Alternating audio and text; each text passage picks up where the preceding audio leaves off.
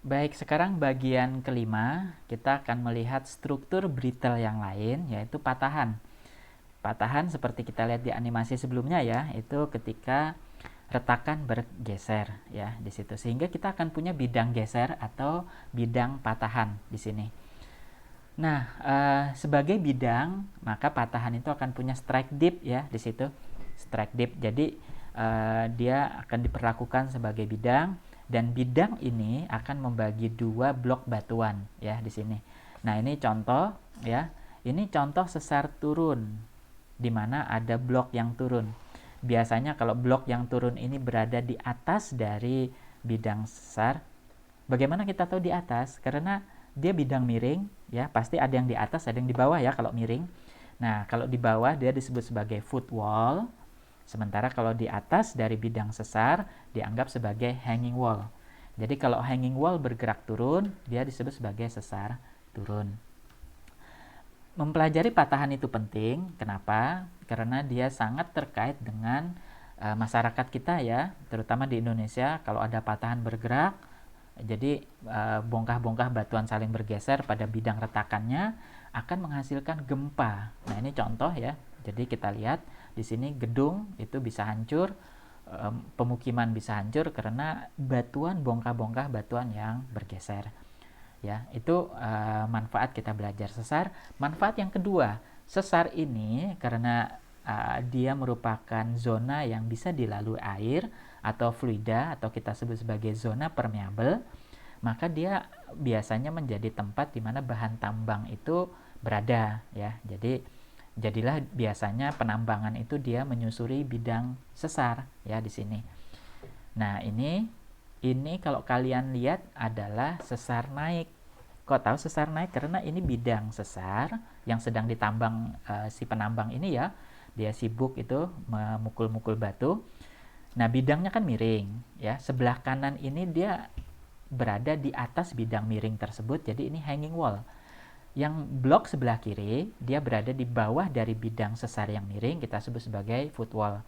Perhatikan panahnya. Bagaimana kita tahu ini bergeser ke atas atau hanging wall-nya naik atau sesar naik ya? Karena kalau hanging wall-nya turun, sesar turun. Hanging wall naik, sesar naik ya. Itu perhatikan bidang referensi. Bidang referensinya boleh kalian ambil yang kuning ini. Perhatikan blok hanging wall-nya di atas, yang kuning ya, berada di atas. Yang kuning, lapisan kuning di footwall berada di bawah. Jadi ini kita tahu dia relatif naik ke atas. Wah Pak, saya senangnya pakai yang abu-abu. Boleh ya. Lapisan abu-abu di hanging wall ini relatif di atas dibandingkan dengan lapisan abu-abu yang ada di hanging wall. Jadi intinya dia bergerak naik ke atas ya di situ. Nah, kita lihat tadi ya normal. Jadi tadi ada gaya regangan ya. Nah, kalau gaya regangan ini apa yang terjadi? Dia akan menghasilkan sesar turun. Jadi kita punya ini bidang sesarnya miring, sebelah kanan ini di atas bidang sesar hanging, sementara sebelah kiri ini di bawah ya. Jadi kalau bidang miring itu pasti ada di bawah di atas ya. Jadi hanging wall-nya turun. Jadilah dia sesar turun ya di situ. Atau di ilustrasi lain ya. Nah, ini jadi ini footwall hanging wall kenapa? Karena ini bidang patahannya ini ya. Jadi bidang patahannya miring itu. Nah, jadi untuk ketika bergeser dia bikin getarannya itu gempa bumi. Nanti kita akan ada kuliah khusus tentang itu. Ini adalah sesar turun ya di situ. Nah, jadi sesar turun itu kunci utamanya adalah kalian harus bisa menentukan footwall sama hanging wall.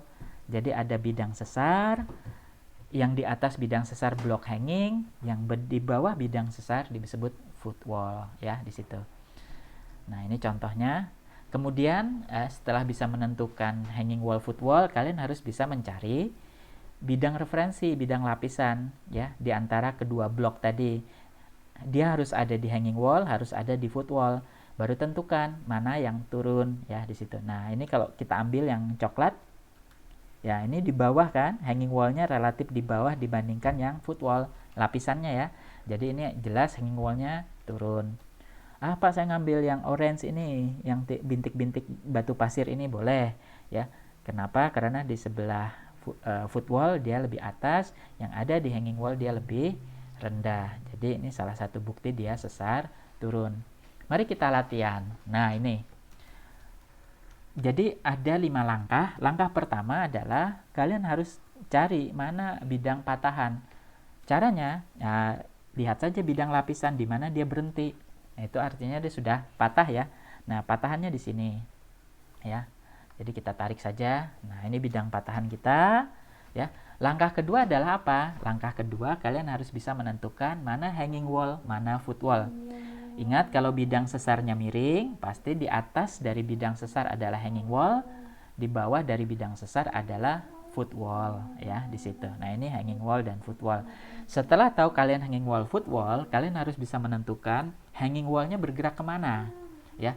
Karena nama sesar itu itu ditentukan dari arah pergeseran hanging wallnya.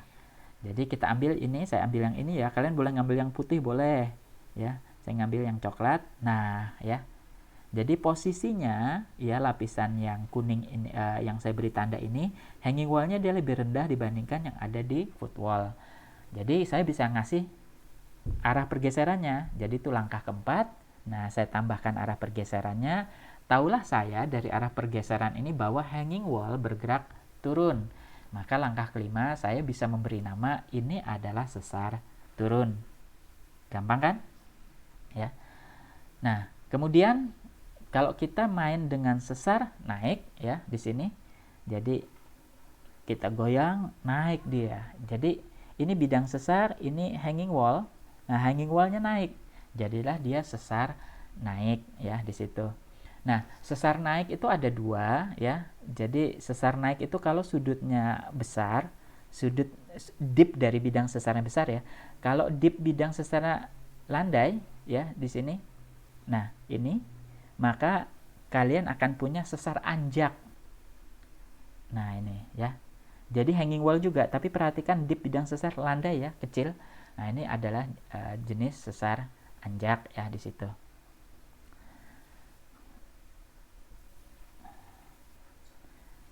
Nah, kita latihan ya di sini. Nah, ini sesar naik. Ini sebetulnya sesar anjak karena dipnya landai ya. Jadi di atas bidang sesar adalah hanging wall, di bawah dia adalah foot wall di sini. Maka kalau ini kita naikkan ke atas, taunya naik bagaimana? Nah, kita harus tahu bidang referensi ya. Lapisan referensinya, perhatikan yang coklat ini naik ke atas ya dibandingkan relatif yang foot wall-nya ya di situ. Nah, kita latihan. Ini sesar anjak ya kalau landai. Perhatikan lapisan coklatnya juga berubah. Kita latihan yuk. Nah, di sini ini ada gambar. Pertama, tentu sama seperti tadi, cari bidang patahannya. Nah, ini bidang patahan ya. Lapisannya putus di sini. Langkah kedua, tentukan hanging wall, foot wall. Nah, di atas bidang sesar adalah hanging wall, di bawah bidang sesar adalah foot wall. Yang ketiga, bikin lapisan referensi, tentukan. Nah, ini saya pakai yang abu-abu ini ya. Nah, di situ. Jadi ini di hanging wall, kemudian di foot wall yang ini. Itu. Nah, kemudian yang keempat, tentukan pergeseran relatif. Jadi ini jelas dia naik di atas foot wall. Jadilah dia merupakan jenis sesar naik ya di sini. Ini sesar naik atau sesar anjak? Nah, dihitung saja ya sudutnya. Ini dip dari bidang sesarnya besar atau landai ya. Biasanya kita pakai batas 45 derajat. Lebih besar dari 45 derajat dia adalah sesar naik, kurang dari 45 derajat atau landai dia adalah sesar anjak ya. Oke, itu untuk sesar naik. Gampang ya di situ. Oke, kemudian kita akan masuk pada sesar yang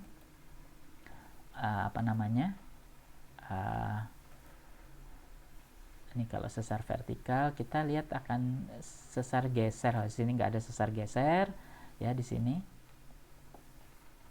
Nah, ini ya, kalau sesar naik seperti ini dia didorong, yang hanging wall-nya naik ke atas ya di sini.